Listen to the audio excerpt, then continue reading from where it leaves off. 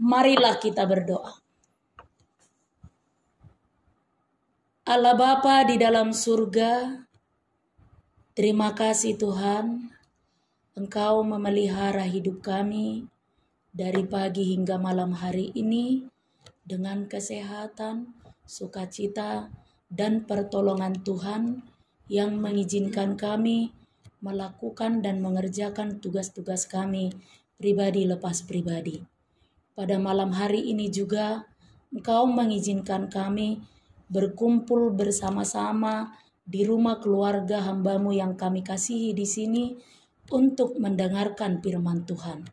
Kami pun memohon pertolongan-Mu, kiranya Engkau berkenan menuntun setiap hati dan pikiran kami yang hadir di sini, agar kami dimampukan untuk mendengar dengan baik dan memahami dengan baik firman Tuhan. Amin. Shalom. Shalom. Bapak Ibu jemaat yang dikasihi Tuhan, nas khotbah untuk kita malam hari ini tertulis dalam kitab Injil Matius pasal 15 dimulai dari ayat 1 hingga ayat yang ke-9. Matius 15 ayat 1 hingga ayat yang ke-9. Marilah kita ikuti dengan seksama, saya akan bacakan untuk kita. Perintah Allah dan adat istiadat Yahudi. Kemudian datanglah beberapa orang Farisi dan ahli Taurat dari Yerusalem kepada Yesus dan berkata, "Mengapa murid-murid-Mu melanggar adat istiadat nenek moyang kita? Mereka tidak membasuh tangan sebelum makan." Tetapi Yesus kepada mereka menjawab, "Mengapa kamu pun melanggar perintah Allah demi adat istiadat nenek moyangmu? Sebab Allah berfirman, hormatilah ayahmu dan ibumu. Dan lagi, siapa yang mengutuki ayahnya atau ibunya pasti dihukum mati. Tetapi kamu berkata, barang siapa berkata kepada bapaknya atau kepada ibunya, apa yang ada padaku yang dapat digunakan untuk pemeliharaanmu sudah digunakan untuk persembahan kepada Allah. Orang tua itu tidak wajib lagi menghormati bapaknya atau ibunya. Dengan demikian, firman Allah kamu nyatakan tidak berlaku demi adat istiadatmu sendiri. Hai orang munafik, benarlah nubuat Yesaya tentang kamu. Bangsa ini memuliakan aku dengan bibirnya, padahal hatinya jauh daripadaku. Percuma mereka beribadah kepadaku, sedangkan ajaran yang mereka ajarkan ialah perintah manusia. Demikian firman Tuhan. Bapak Ibu jemaat yang dikasihi Tuhan, ada sebuah ilustrasi yang menceritakan seorang yang percaya kepada Tuhan yang tinggal di daerah pedalaman, desa yang sangat terpencil, tetapi dia sangat rajin dan taat beribadah kepada Tuhan. Suatu ketika dia hendak turun gunung untuk pergi ke pasar membeli keperluannya sehari-hari. Tapi pada saat perjalanan menuju pasar itu, karena daerah itu sangat terpencil, dikelilingi oleh hutan lebat dan belantara, maka tiba-tiba seekor harimau datang menerjangnya. Tanpa memikirkan waktu yang panjang, harimau itu tiba-tiba melahap tubuhnya. Dan ketika sedang harimau itu melahap tubuh seorang yang percaya kepada Tuhan itu, lalu malaikat Tuhan datang menghampirinya dan berkata, "Harimau, kenapa kau makan tubuhnya? Dia itu seorang yang percaya kepada Tuhan. Dia rajin beribadah. Dia rajin berdoa. Kenapa kau makan tubuhnya?" Lalu dengan tenang harimau itu menjawab, "Oh malaikat, tenang saja. Enggak semua kau kumakan. Aku masih menyisihkan bibirnya dan mulutnya. Karena hanya bibir dan mulutnya sajalah yang memuji Tuhan." Lalu seluruh tubuhnya habis dilahap oleh harimau itu. Bapak Ibu jemaat yang dikasihi Tuhan, tentu ilustrasi itu menjadi renungan juga untuk kita. Tepat sekali dengan apa yang dikatakan oleh firman Tuhan malam hari ini yang tertulis di ayat 8 dan ayat 9 itu. Mari kita baca bersama-sama. 1, 2, 3. Bangsa ini memuliakan aku dengan bibirnya, padahal hatinya jauh daripadaku. Percuma mereka beribadah kepadaku, sedangkan ajaran yang mereka ajarkan ialah perintah manusia. Begitulah gambaran orang percaya yang hidupnya sia-sia di hadapan Tuhan. Memang betul dia beribadah kepada Tuhan. Memang betul dia memuji nama Tuhan. Tapi ibadahnya sia-sia. Kalau dikatakan dalam nas khotbah malam hari ini, percuma. Percuma itu sama dengan artinya sia-sia. Mulutnya memuji Tuhan, tetapi hatinya jauh dari Tuhan. Bapak Ibu jemaat yang dikasihi Tuhan, tentu kita tidak mau segala ibadah yang kita lakukan kepada Tuhan menjadi sia-sia. Totudang lomoro hatta mulut taum merisuang. Hidup kita ini sia-sia. Hidup kita ini percuma. Termasuk peribadahan yang kita lakukan, yang kita kerjakan di hadapan Tuhan. Dan tentunya kita rindu supaya ibadah yang kita lakukan itu berkenan di hadapan Bapa di surga. Menyenangkan hati Tuhan, memuliakan nama Tuhan, sehingga apa? Kita akan mendapatkan berkat, kebahagiaan, keberuntungan dalam hidup kita. Molodidok di hata batak mertua. Mertua ma akka nama nangihon jala mangulahon hatani debata. Karena itu tentu kita harus pahami dulu seperti apakah peribadahan yang disebut sebagai peribadahan yang percuma atau sia-sia.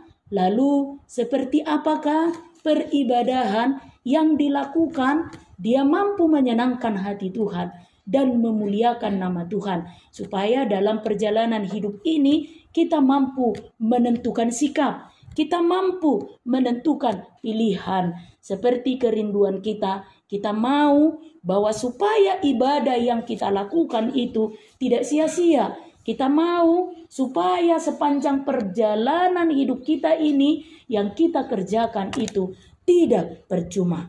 Karena itu Bapak Ibu jemaat yang dikasihi Tuhan, mari kita belajar bersama-sama dari nas khotbah malam hari ini. Dari ayat 8, seperti apakah ibadah yang sia-sia itu?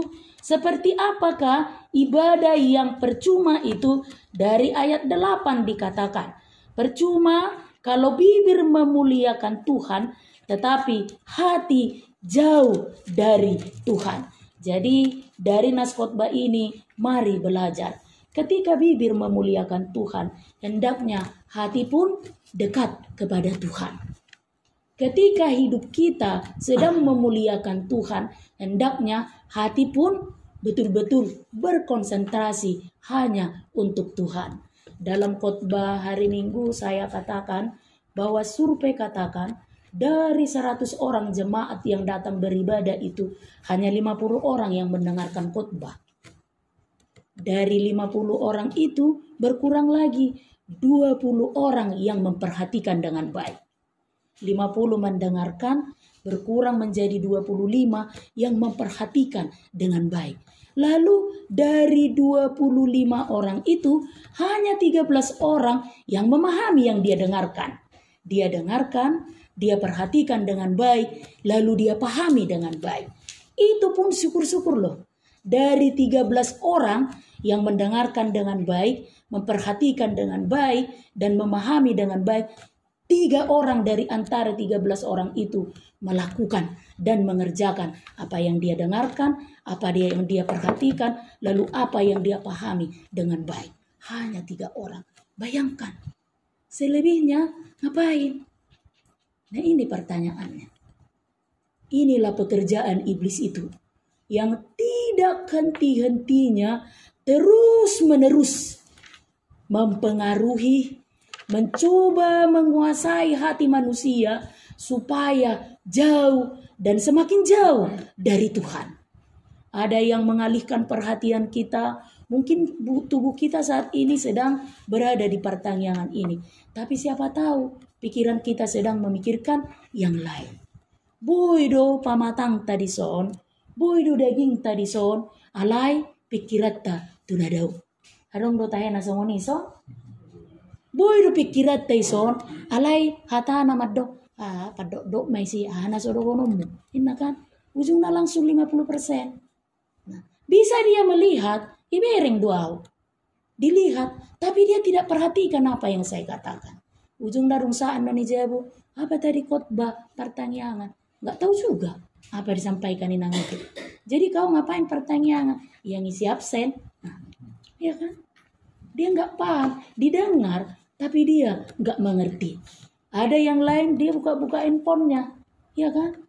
Kesempatan balas-balas WA, kesempatan memposting story, merubah story, dan lain sebagainya. Padahal ketahuan jam beribadah kan jam 7. Masa dia ubah status WA-nya jam 7.00 kan? Pas pertanyaan kami, pas saat tidur, merubah status WA ibadah. Nah itu. Jadi sama seperti ilustrasi itu. Kenapa kau makan tubuhnya? Dia itu rajin beribadah. Dia itu rajin memuji nama Tuhan. Oh, tenang kau malaikat. Kusisakan kau mulutnya dan bibirnya. Hanya mulutnya dan bibirnya saja yang rajin memuji nama Tuhan. Tetapi hatinya tidak. Firman ini katakan, Bapak Ibu jemaat yang dikasihi Tuhan, itu percuma. Sia-sia. Lalu yang kedua, peribadahan yang seperti apakah yang dikatakan dalam nas khotbah malam hari ini? Peribadahan yang sia-sia, peribadahan yang percuma. Ayat 9 katakan dan ayat 8 itu, manusia hanya mengajarkan, manusia hanya tunduk, manusia dia hanya takluk kepada siapa? Ajaran nenek moyang mereka, bukan kepada ajaran dan perintah Allah. Sehingga apa? Ajaran yang mereka ajarkan kepada keturunannya, ajaran yang mereka ajarkan kepada generasi penerusnya adalah perintah manusia, bukan perintah Allah. Jadi ini kejadian nyata loh. Dari gereja yang pernah saya layani itu, ya madabai sada tiki naing pa masu-masuan. Nah, mau acara pemberkatan. Sebelum acara pemberkatan kan biasanya apa yang dilakukan? Marsi buhai-buhai kan? Sarapan bersama kan? Kebetulan hutani Paranak dohot perburuan jauh. Katakanlah jaraknya dari Medan ke Porsea. Mungkin karena kendala perjalanan, kendala jarak tempuh, terlebak marau perburuan. Mungkin. Waktu yang ditentukan jam 9 pagi sudah harus di gereja acara pemberkatan. Kami sudah kumpul di gereja, pendeta, saya, dan juga para haladu. Ibereng pedito. Telepon juga subuto ni. Jam siyon, songon na somar naro. Telepon, madamang, ibesa perburui, odo pe mulai mersi buah-buhay. Singkat cerita Bapak Ibu, sahak ma hasubuto para anak doh perburui tu gereja tonga sabolas 3 jam may terlambat. Sada sa tonga jam kan anggo hami nga busi saon amang padito pengahulan nasib ilo kan may muring pardopahan wala sa ay subuto para anak do perbulun u gereja gak ada basa-basi lo amang padita pasi pe amangan noda jamitani amangi gak ada basa-basi horas mengnen na naro amang padita pasi pe amangan noda jamitani amangi dan ya lu siya mang paditay. Mardalan, administrasi dan lain sebagainya. Langsung peribadahan pemberkatan di gereja. Begitu ibadah dimulai seperti biasa bernyanyi, foto, tiba giliran khotbah. Pendeta itu membaca ayatnya. Khotbah dalam ibadah pemberkatan hari ini tertulis di ayat ini. Begitu dibacakan, amin mak. Dia nggak berkhotbah lagi. Kenapa dia katakan amin? Sesuai tu pengiduanmu. Hai subuto paranak do berburu. Ai ada munairo narkok dihamu. Dak kata ni di mata. Amin. Semua orang tercengang waktu itu. Dan ini Bapak Ibu jemaat yang dikasihi Tuhan. Kita mau jujur atau tidak, ini fakta yang kita hadapi. Bukankah ini sering kita hadapi? Kita hanya mengajarkan hal-hal yang diwariskan, yang diturunkan oleh nenek moyang kepada kita. Coba orang halak naro. Dia ingin memberikan ide-ide untuk memajukan, untuk memperbaiki. Harang masa songoni utanami oni nang, nah somal lima, ya kan? Oh maaf nang, itu nggak biasa di sini, nggak biasa itu. Jangan dicoba-coba yang biasa, yang nggak biasa. Hah? Jadi sulit, maju sulit berkembang. Apa kata Yesus dalam nas khotbah malam hari ini? Percuma. Percuma kamu beribadah. Kalau toh yang kamu ajarkan kepada keturunanmu, kepada generasimu, hanyalah tradisi nenek moyang dan perintah manusia.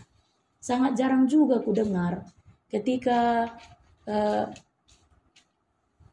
anak-anak kita menikah. Jarang saya dengar orang tua sebelum menyampaikan apa itu namanya ulus hela itu mencantumkan beberapa ayat Alkitab. Sangat jarang. Hampir tidak ada. Atau ada yang memberikan kesaksian. Maaf nang au na jolo muli boruku. Uleab do ayat Alkitab. Adok kita nabarani bersaksi. Maaf nang na jolo anakku mangoli. Uleab do ayat Alkitab. Adok cara. Iya so. Bintang narumiris. Obun nasumoro. Anak petung riris. Boru pe. Tung toro. Olah satao na tong dang maranakon. Ngaboha. Baru main ini. Dang dobe uma 3 tahun naik ngaboha tong dobe songoni nasuhasia do baru main ini begitu kan, karena apa yang di otaknya itu adalah bintang narumiris obun nasomoro. Dia arahkan keturunannya itu tujuan menikah itu hanya maranak ris marboru toro. Nah ini jarang. Anakku boruku ingat, segala sesuatu yang dipertemukan oleh Allah tidak akan diceraikan oleh manusia. Tunduklah kepada suamimu seperti engkau mengasihi Tuhan. Hormatilah suamimu seperti engkau menghormati Tuhan. Sangat jarang orang tua menyampaikan ajaran Allah kepada generasi dan kepada keturunannya. Kecuali ajaran dan perintah manusia. Maka Yesus katakan, percuma. Bibirmu memuliakan